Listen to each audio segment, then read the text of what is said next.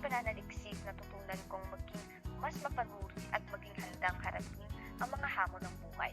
Nakatutulong ito sa akin upang mahanap ang aking nais at buo ng mga proyekto na may kahulugan.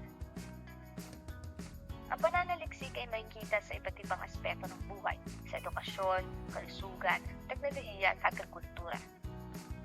Sa pamamagitan ng pananaliksik, napanilinaw ang alinmang paksa na nais maintindihan ng mag-aaral ng may ipinapresentang sapat na ebidensya nang dahil sa pananaliksik, nakatutuklas ng mga panibagong kaalaman at mga bagong konsepto na siyang maaaring gamitin sa mga pang-akademikong gawain ng mga mag-aaral. Ang pananaliksik ay nagbibigay daan lunas sa mga sakit na nararanasan ng tao tulad ng cancer. Ang pag-aaral sa pinagmulan, sanhi at epekto nito sa kalusugan ng tao ay may malaking ambag sa pagbuo ng gamot para rito.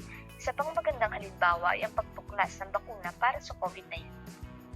Pagkakaroon ng mga makabagong teknolohiya ay dulot ng masusing pag-aaral o pananaliksik.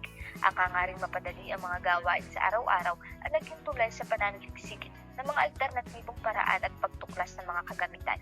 Halimbawa nito ay ang computer at telepono.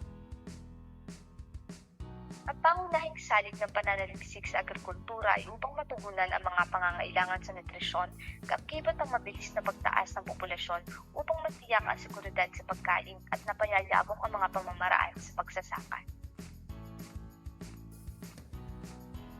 Samahan kami sa pagtuklas sa mas malalim na kaalaman at maging bahagi ng pagbabago. Sumali sa aming gawain, maging inspirasyon sa iba.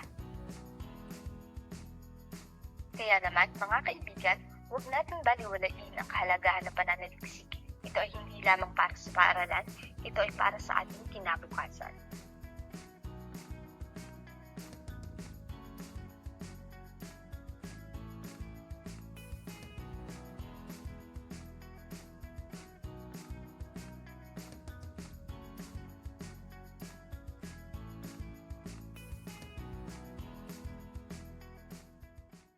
Created using Powtoon.